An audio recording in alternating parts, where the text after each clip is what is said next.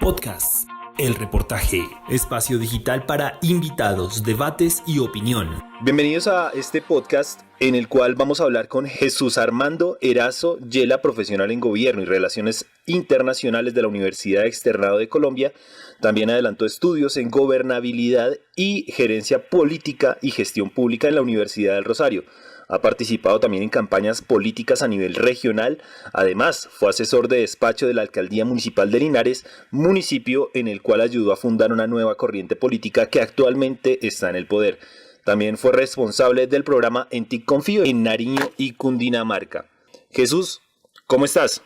Hola Miguel, un saludo cordial para todas las personas que están escuchando y van a escuchar este podcast.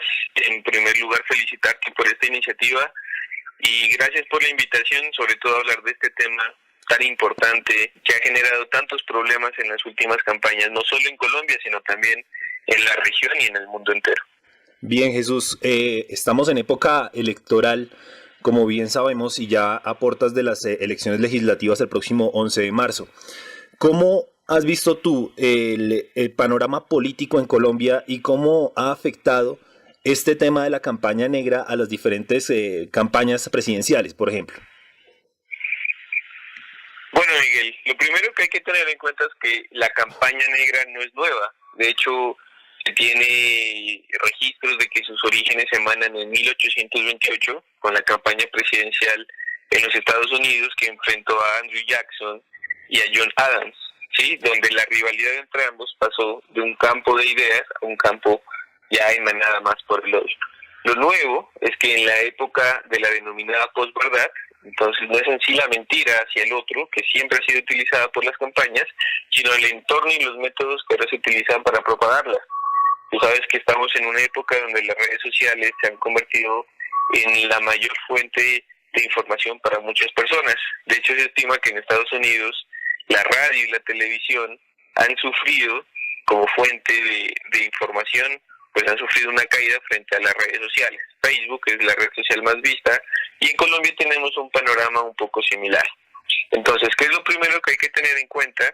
Es justamente eso, que las mentiras que son utilizadas como estrategia política para desacreditar a los opositores tienen una difamación, una viralización muy rápida en estos contextos de redes sociales.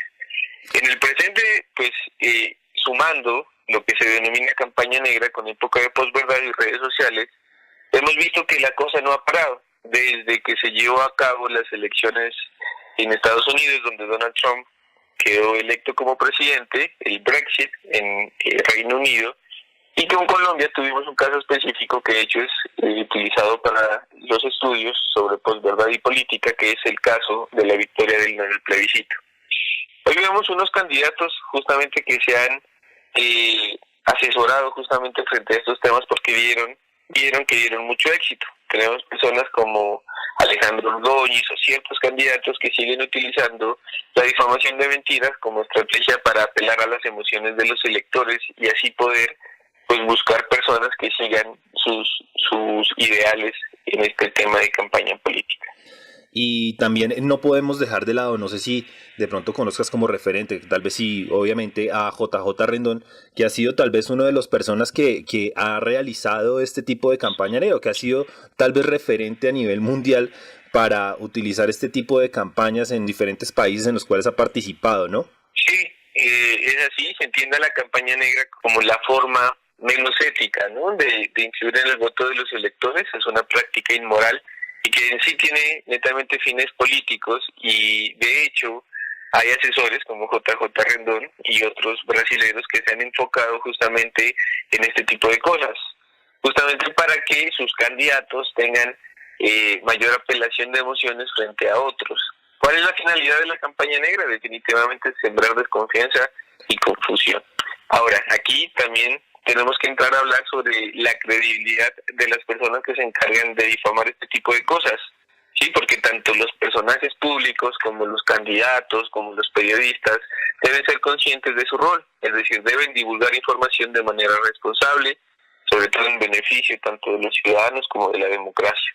Tocas un tema importante y es el papel que juegan los periodistas, los medios de comunicación en este tipo de campañas. ¿Cuál es tu opinión acerca de estas últimas campañas que se han realizado, campañas negras, por ejemplo, contra candidatos como Petro, por decir algo así como sus Ferragamo, por poner ese tipo de ejemplos que lo que buscan es desviar la información y que los actuales candidatos hoy en día no se dedican a promulgar y a defender sus ideas, sino a desprestigiar a los demás? Bueno, como te digo, esto no es una práctica nueva, sino que últimamente por las redes sociales se ha visto o ha generado mayor eco.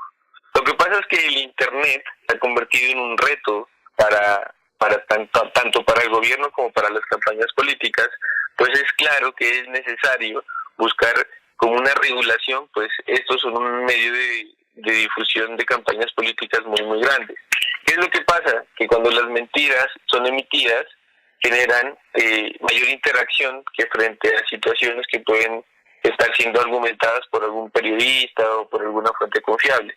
Entonces, ¿qué es lo que genera una mentira? Cuando se emite, tiene un impacto mayor y ya genera un daño frente a los hechos que generan pues que una persona salga a desmentir lo que están diciendo ellos.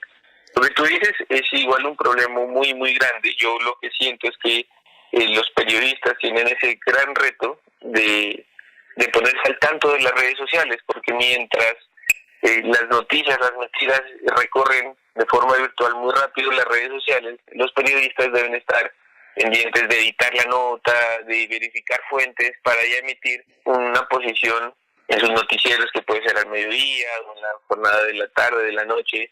Mientras tanto ya el daño ha estado hecho, ya muchas personas simplemente se quedarán con esa versión, y es ahí el gran reto que tiene tanto el periodismo como las campañas políticas, de poner o de buscar formas para reducir esos aspectos que emana de la campaña negra. ¿Conoces o de pronto recuerdas algún ejemplo en concreto de este tipo de campañas negras, ya sea en las elecciones actuales o en algunas anteriores? ¿Y qué propuesta se puede manejar, Jesús, para esta campaña negra de cara hacia el futuro? Bueno, a mí me llama la atención mucho, hay una candidata del Centro Democrático al Senado que se llama Claudia Bustamante, que tiene como plataforma política su red social, su perfil en Twitter. Ella hace poco publicó unas imágenes que eran falsas sobre un supuesto atentado del ELN en la época del paro armado, que fue hace muy poco, y las personas empezaron justamente a decirle que las fotos y la información que ella estaba mandando no eran los correctos. De hecho, la policía también tuvo que desmentirla para evitar que las personas entrasen en pánico. De igual manera, esta persona difundió hace 2 días, si no estoy mal, hace muy poco, pueden revisar en su perfil de Twitter unas fotos de una caravana que resultaron que eran de unos buses del equipo de fútbol Millonarios, y ella acusaba que eran buses utilizados por la campaña de Gustavo Petro para las reuniones que este candidato adelanta por lo largo y ancho del país. Entonces ahí vemos cómo obviamente son tweets malintencionados, y esta persona lo que hace es compartir información de manera irresponsable, pues no tiene en cuenta la veracidad, ni la verificabilidad, ni la viralización de los contenidos.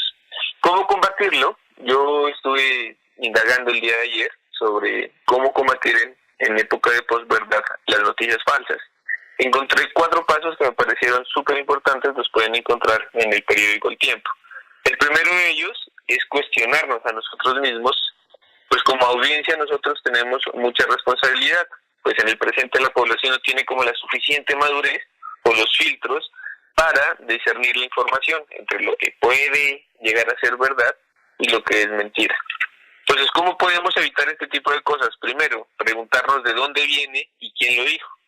¿Qué tan creíble es una fuente? Entonces, por ejemplo, si emana de una cadena de WhatsApp que cuenta con errores ortográficos, que no tiene como un hilo que emane o una estructuración en sí de la noticia, o que si son medios que emanan de páginas anónimas de Facebook que fueron creadas, ponte tú, hace 2 semanas, hace 3 semanas. Entonces, ese tipo de perfiles de donde proviene la información puede generar justamente que nosotros mismos nos cuestionemos la calidad y sobre todo la veracidad de la información. Lo otro es buscar argumentos. Por ejemplo, si vemos, no sé, una página llena de memes, pues vemos que en sí no existen argumentos. Por ende, eso no nos debe transmitir ninguna credibilidad.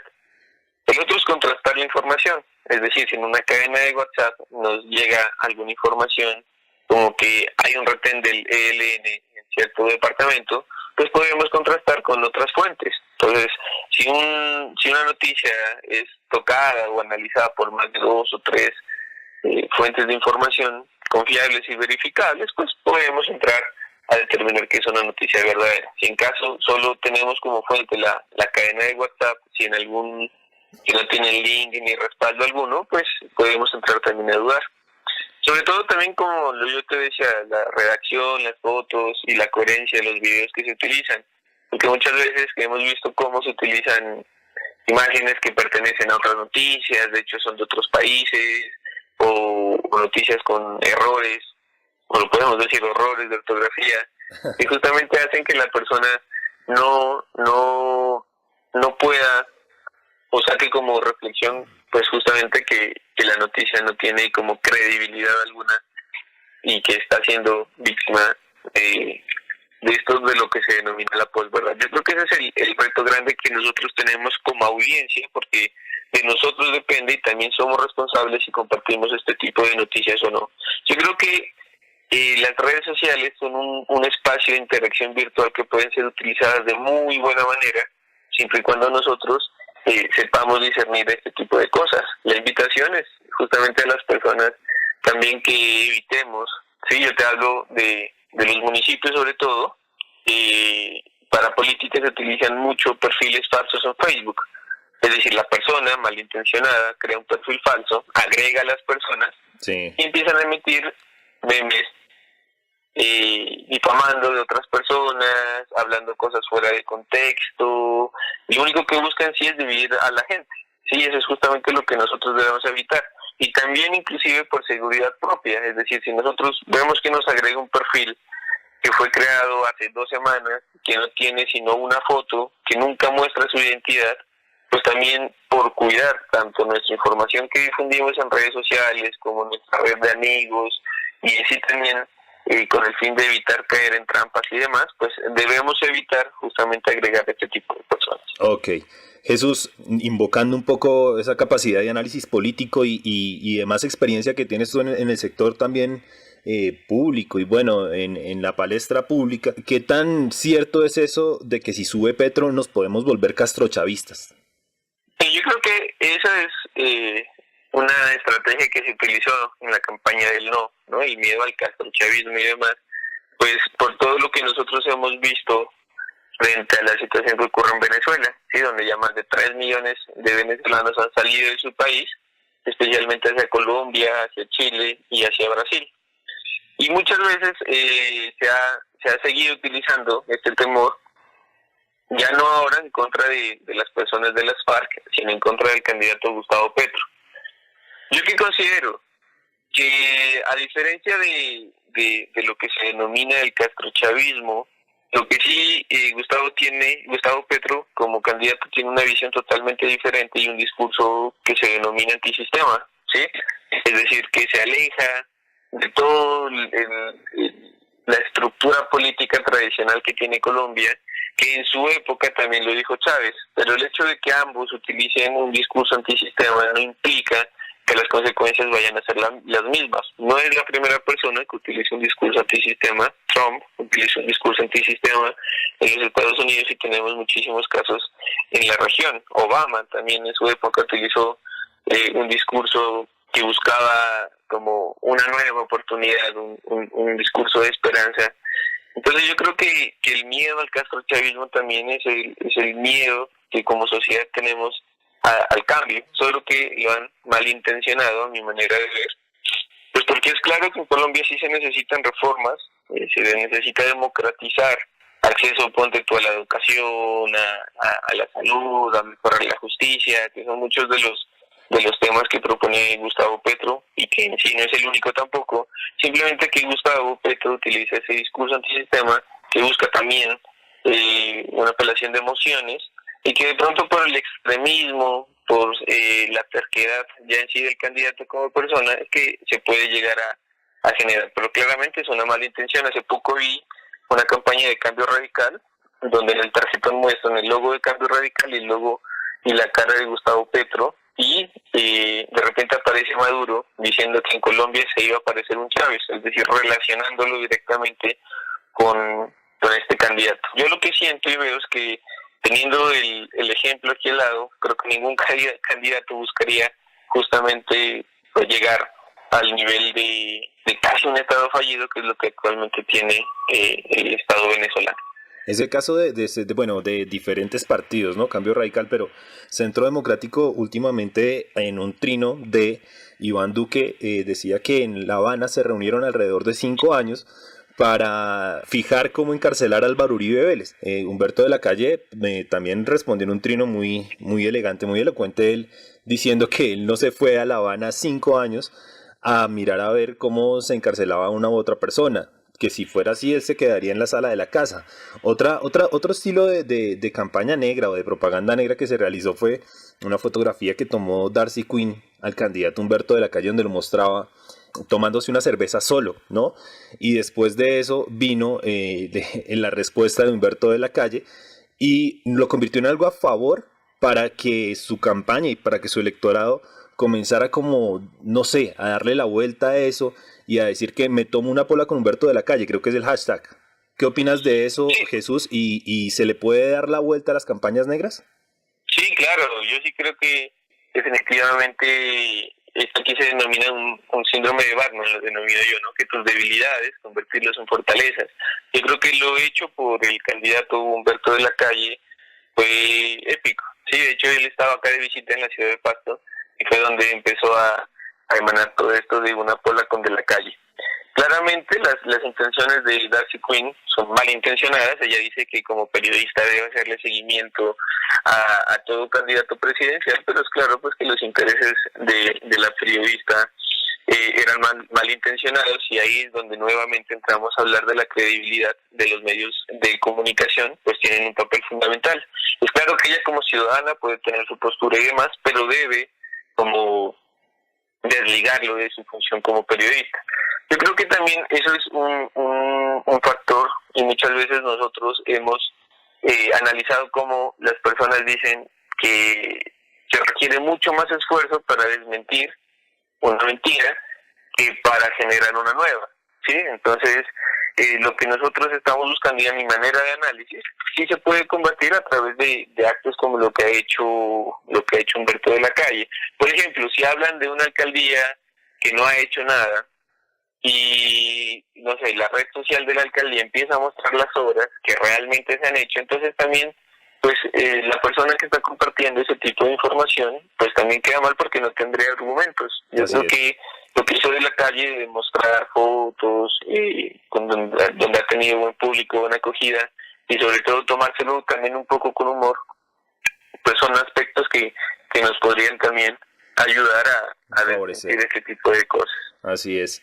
Recientemente es un decir, ¿no? Hace algunos años en la ciudad de Tunja, un alcalde decidió poner vallas donde él estaba realizando sus obras, porque tal vez las personas decían, ¿qué se están haciendo con los impuestos? Y él puso unas vallas donde decían, aquí están sus impuestos, y obviamente describía la obra. Jesús, me gustaría tener más tiempo para seguir hablando, pero pues desafortunadamente tenemos este espacio, digamos, muy limitado. Se podría extender un poco más, pero tal vez sería tedioso para nuestros oyentes. Lo invito de una vez para una próxima oportunidad para seguir hablando y para seguir aprovechando esas capacidades de análisis político y de análisis actual que tiene. Jesús, muchas gracias. Hombre, muchísimas gracias, y a todas las personas que día a día yo sé que se van a unir a este proyecto. Un saludo para todos los oyentes desde Nariño, una región que día a día trabaja por seguir adelante y sacar y contribuir a mejorar este país desde acá, desde el sur, y a invitarlos obviamente a que nos visiten, sobre todo con la gente hermosa de Boyacá, que tenemos muchas similitudes a nivel cultural y demás. Así es, un abrazo. Podcast El Reportaje, espacio digital para invitados, debates y opinión.